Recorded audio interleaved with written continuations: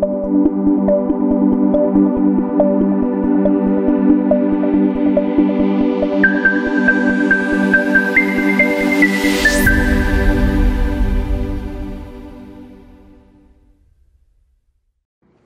então é assim, mais um Uvas e Personalidades, agora com uma personagem de destaque. Conheci através de um amigo nosso, tá? Também é artista, mas lá está, traz uma bagagem enorme neste contexto que, lá está, foi reconhecida, eu conheci a personagem que de alguma forma vou adequar à pessoa. Esta personalidade, tá? Interpretou Carmen Bizet e lá está, automaticamente encaixei com a personalidade da pessoa Inês Drummond, exótica, polivalente, lutadora, e lá está, a referência feminina em Curitiba e também no Teatro Guaíra. Tenho o privilégio de entrevistar Inês Drummond. Obrigado, Inês, por teres vindo. Obrigada a vocês, né, pelo convite. Então diz-me uma coisa, Inês, quem é Inês Drummond? Quem é Carmen de Bizet em Curitiba? Como é que tem sido a evolução do teu currículo? Então, primeiramente, deixa eu só dizer que, tipo, na verdade, eu não interpretei a Carmen, eu dancei na ópera Carmen. Ah, ok. Né? Bem que eu gostaria de ter interpretado, né? Mas eu não tive essa sorte, um momento, sei lá, de dançar o balé Carmen, né? Mas sim a ópera, na qual eu fiz a coreografia, fui convidada para fazer a coreografia para a companhia que eu danço. Então nós dançamos, né? Eu coreografei e dancei e ajudei também na postura dos cantores, né? Dos atores, né? Para estar em cena, mais ou menos com a leitura do flamenco, né? Do flamenco e tal, espanhola, enfim. Mas o espírito estava lá. Hã? O espírito estava lá. Ah, não, o espírito sim. Tanto que eu sempre, quando saía, falava: meu Deus, você é a própria Carmen. Exatamente. Né? Tem um ator, o Edson Bueno, que eu saía e falei assim: bom, você é a Carmen, né? Falavam pra mim. Eu falei: enfim, quem sabe em outra encarnação. A evolução, diz-me uma coisa, assim, tu vens do Rio de Janeiro, Sim. encaixar numa personalidade carioca, com toda essa postura profissional, em Curitiba. Como é que foi esse desafio? Então, para mim foi tranquilo, porque eu vim para trabalhar no teatro, né, no Teatro Guaíra.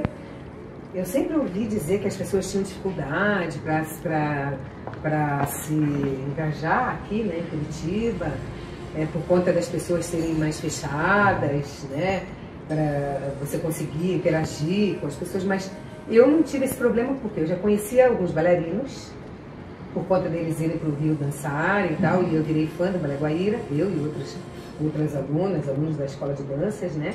Então eu já conhecia, tinha um amigo meu que estudou na escola de danças e que passou um ano antes de mim, fez a audição e passou. Então eu já conhecia algumas pessoas. Mas mesmo assim eu cheguei meio, né? Porque naquela época eu tinha 19 anos, mas eu parecia que eu tinha 13, 14 anos. Nunca tinha saído de casa, né? E hoje em dia as pessoas, né, saem de casa para trabalhar em busca de novos horizontes e tal. Até mais cedo, né, dependendo, né? Mas naquela época não. Então, aí eu vim para cá e quando eu cheguei aqui eu pensei: meu Deus, parece uma cidade interior, né? Quando eu cheguei, porque não tinha praticamente nada assim em relação, eu estava acostumada no Rio, né? E viajava também com a escola de danças para alguns lugares, São Paulo e tal, né? Enfim. Mas aí eu cheguei no Guaíra, primeira coisa que eles falaram: você tem que ter um nome e um sobrenome. Porque meu nome, bem na verdade, é Maria Inês Coelho Drummond. Aí eles falam, e lá na escola de danças, enquanto no programa e tal, eles tiraram o Coelho, ficou Maria Inês Drummond. Aí eu peguei e falei: Maria Inês Drummond. Ele falou: não, coordenador, você tem que ter só um nome e um sobrenome. Aí eu fiquei: meu Deus, o que eu faço? Eu falei: bom, Inês Drummond. Daí ficou Inês Drummond, né? E aí eu era muito tímida na época, muito introspectiva, né? Eu até achei que eu fosse seguir a carreira de pianista e não de bailarina, por conta disso também, né? E algumas outras questões, porque era muito difícil você entrar com uma companhia de dança. E eu sempre achei que eu não fosse capaz, eu falei: não vou passar nunca. Pelo que alguns amigos falavam, que tentavam, não conseguiam passar. E eu falei: bom, né, se eles não conseguiram, eu também não vou conseguir, né? Eu pensava. Enfim, e a minha professora de piano queria que eu seguisse a carreira de pianista. Porque eu, graças a Deus, eu consegui ir com as duas, com a dança e com a música até o final. Eu consegui. Complicado, né? Os trancos e barrancos, mas eu consegui. E o colégio também. Né? Então eu estudava o dia inteiro, integral. Nas férias tinha algum tempo, mas depois eu tinha que me dedicar, porque não dá para parar. Muito tempo, nem tanto com o piano, nem com o balé, né? Enfim, ainda mais quando você está numa formação, né? Enfim, eu sei que não foi difícil me adaptar aqui em relação às pessoas, não à cidade. A cidade foi bem complicada, frio, que eu não era acostumada, frio do Rio, você usava um casaquinho fininho no inverno, no máximo um casaco de lã, uma blusa de lã que a gente comprava em Petrópolis. E é serra e é frio, mas também não é como aqui, né? Na época, porque hoje em dia não faz mais tanto frio como fazia antes, né? Aqui em Curitiba, né? Essa evolução, toda essa disciplina que tu tiveste a nível académico, tanto teórico como prático, parte profissional, achas que foi fácil, dessa forma, adaptar-te à disciplina e personalidade curitibana? Na área do espetáculo? Sim, sim. Eu não senti dificuldade enquanto a isso, eu não tive dificuldade. Né? Eu tive sim. Clima, né? Minha família, eu sempre fui muito família, sabe? Muito ligada à minha família. Então minha irmã era tipo grudada em mim, porque a diferença de 1 ano e 8 meses. Minha irmã ficou doente, ficou de cama, com febre, quando vim pra cá. E eu também sentia falta. Minha mãe, eu sempre fui muito grudada com a minha mãe, né? Hoje em dia não tanto, né? Por conta até de outras coisas, de minhas filhas, direcionamentos e tal. E minha mãe, meu Deus, minha mãe sempre foi assim a minha base, a base da família, né? Enfim, aí eu sei que foi bem difícil. Ela ficou comigo aqui 2 semanas no pensionato, para eu me adaptar melhor, para ver banco, conta, essas coisas todas, né? Quando ela foi embora, parecia que eu tava assim num presídio, meu Deus. Porque tinha umas grades ainda, porque assim, fechava a porta e tinha uma grade assim, no pensionato, né? Então a minha mãe saiu e daí fechou a porta e eu me senti assim, como se estivesse na prisão, né? Enfim, daí no primeiro dia que eu fui trabalhar, foi bem complicado. Eu andava assim pela Rua 15, porque eu fiquei no pensionato ali na Saldanha Marinho, em cima de uma padaria, pensionato, ainda existe. E ainda meus amigos falaram assim, meu Deus, Inês, olha onde que você, olha o pensionato que você foi parar, que era na Saldanha Marinho, né? Ali perto do Gato Preto, ali e tal, tudo, eu nem imaginava, né? Ou seja, mas tens raízes portuguesas e foste para um pensionato por cima de uma padaria. Em cima de uma padaria. padaria. A coisa portuguesa está ali. Em cima de uma padaria, pois é. Enfim, eu sei que eu andava na Rua 15, assim, meu Deus, assim, sabe? Tipo, uma sensação assim que você tá sem chão, né? Aí que eu cheguei lá, teve essa história do nome e tal, tudo. Cheguei no camarim com várias bailarinas, né? Eu cheguei antes. Enfim, eu sei que eu fui muito bem recepcionada, né? E quando eu fiquei 6 meses só no pensionato, já fui morar com 2 amigas, né? Bailarinas. Depois fui morar numa casa lá em Santa Felicidade, em cima dos vinhos Franzoloso. Tá uma questão portuguesa. E tinha um cheiro de vinho. Pois no começo a gente ficava com aquele cheiro, depois a gente acostumou. Tinha uma adega, né? Era uma fábrica de vinhos, tal, ali, vinhos Franzoloso, onde a gente foi morar. Éramos 7 bailarinos. 5 bailarinos e 2 bailarinas. Né? Eu e uma outra carioca, que na época era minha melhor amiga, né? Também. Uma coisa, agora vou te interromper. Essa referência, tu és uma referência, ponto final. Estás há uns anos já em Curitiba, mas assim, agora eu quero que tu me digas o seguinte: a responsabilidade de te sentires como o feminino da arte, daqueles que querem ir para a tua área de balé, essas jovens que têm-te a ti como referência e chegam a ti e dizem assim, eu quero ser como tu. Como é que tu te sentes? Todo esse histórico, todo esse currículo, mas assim, como é que tu te sentes tendo essa responsabilidade? É uma responsabilidade ou é algo que te faz, que te dá uma motivação? é algo que me dá uma motivação e que eu fico muito feliz porque eu já ouvi de alguns bailarinos algumas coisas que me fez assim pensar, realmente eu estou na minha missão, essa é a minha missão. Porque até então eu tinha dúvidas por conta do meu outro lado da música, mas eu sempre tentei levar junto as duas coisas. Mas respondendo a sua pergunta, algumas pessoas já chegaram para mim quando me viam dançar e falavam, eu quero ser como você, realmente, né? Não só enquanto bailarina, depois que me conheciam, né, tal, da energia, da dinâmica, de eu não ter problemas com enfrentar,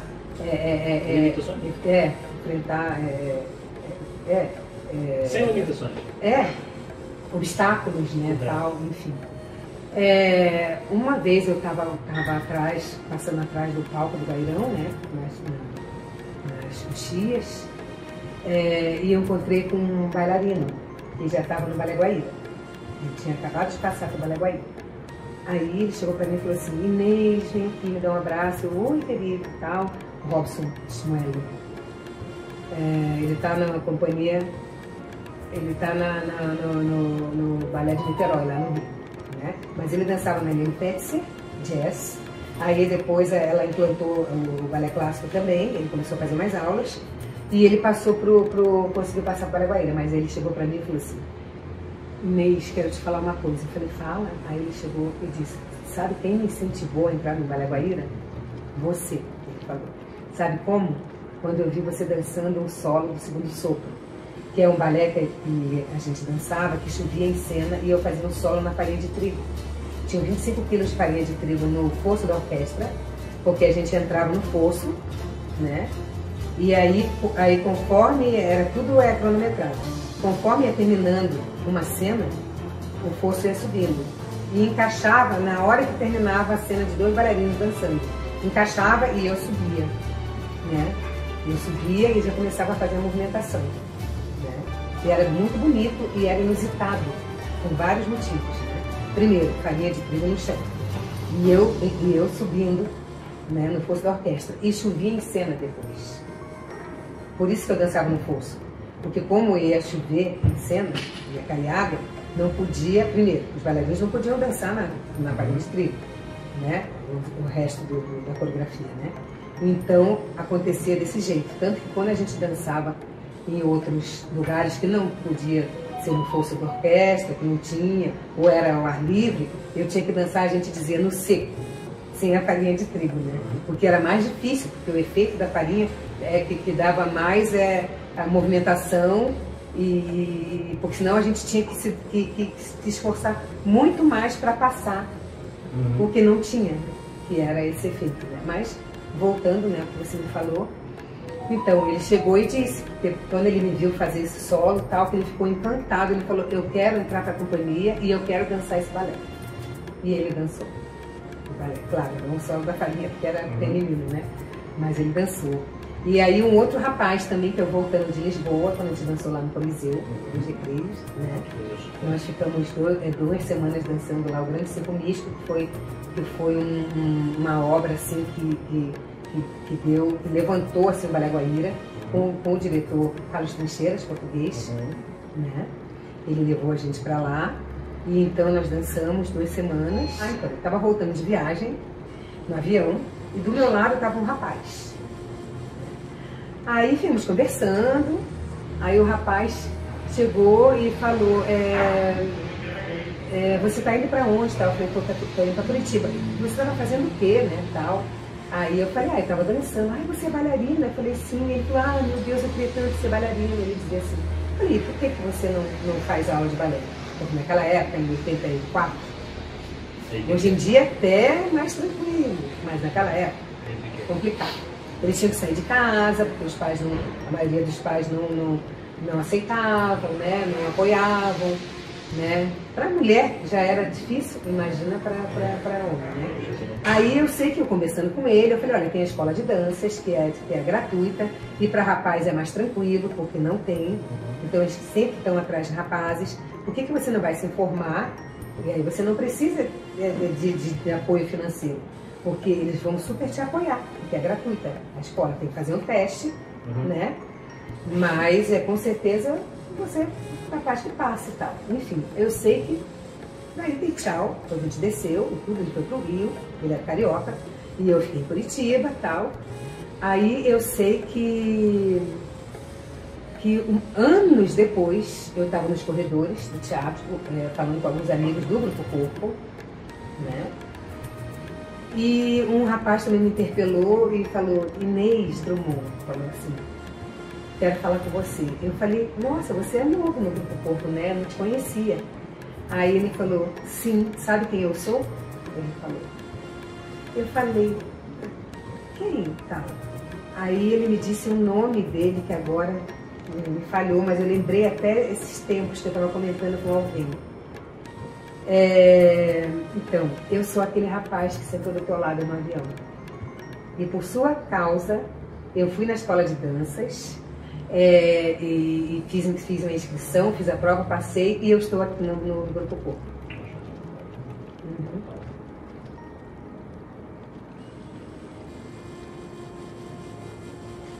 Então, uma coisa, Inês, tu és uma fonte de inspiração, és a inspiração, sem responsabilidade, mas lá está, exótica.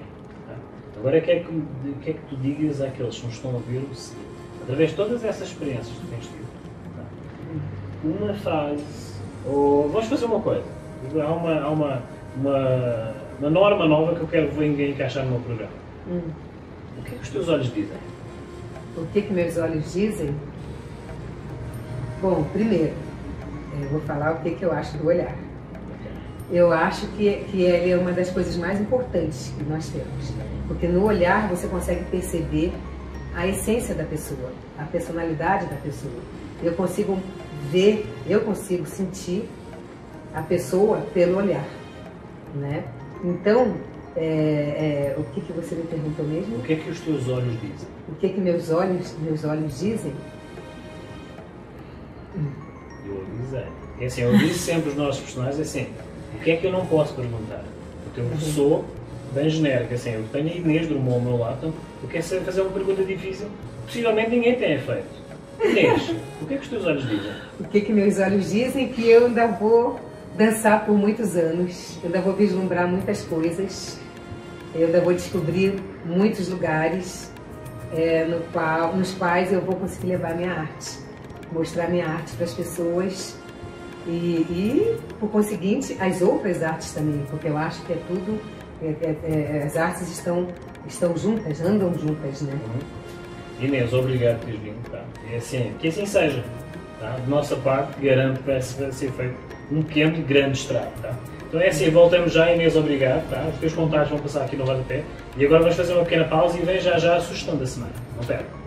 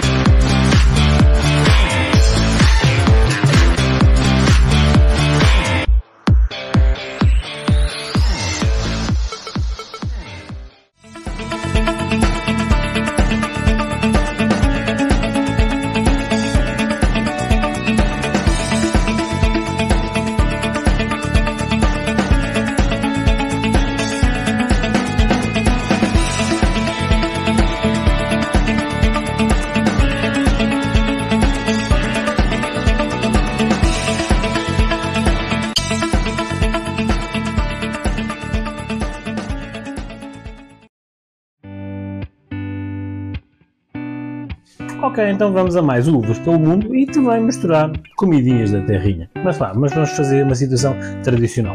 Hoje vamos falar de água-pé. O que é água-pé? Bebida tradicionalmente portuguesa, água-pé, nada mais é que a mistura de água a uma grapa ou ao bagaço da uva. Teor alcoólico um pouco baixo, sempre foi considerado e usado para consumir na época do magusto, e final do outono, períodos de outono e inverno, onde é celebrado o São Martinho. São Martinho, 11 de novembro.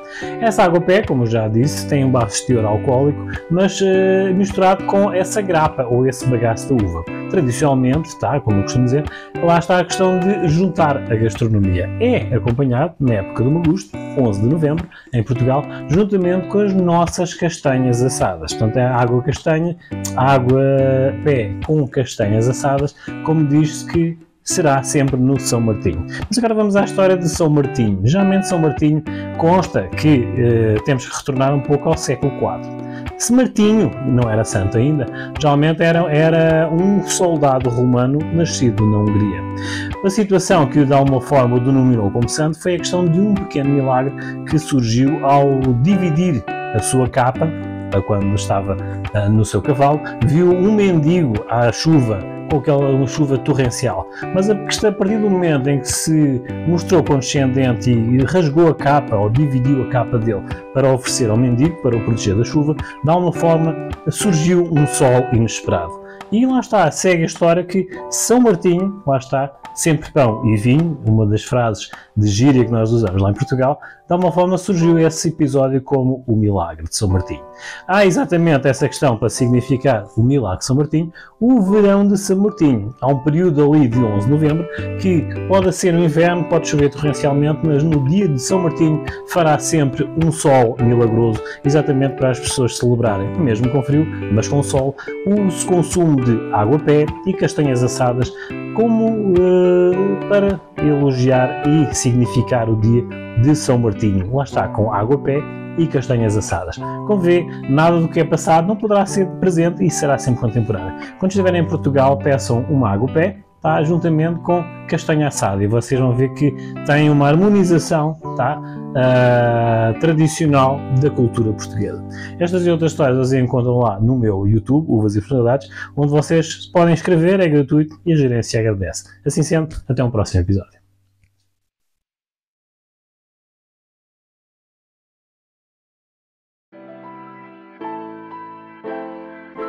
Ok, então vamos a mais uma terapia de casal cozinhando, este bloco novo onde geralmente nós acalmamos o stress de alguma forma ao comer ou a cozinhar.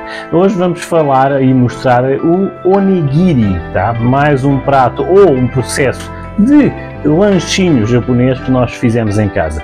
O onigiri consta que havia essa noção de que teria e tem muitas formas de cozinhar no Japão, principalmente uma forma triangular. É um bolinho de arroz, com um recheio muito próprio, onde essa forma triangular constava que seria a forma da espada, a forma da ponta da espada que seria para espantar o diabo.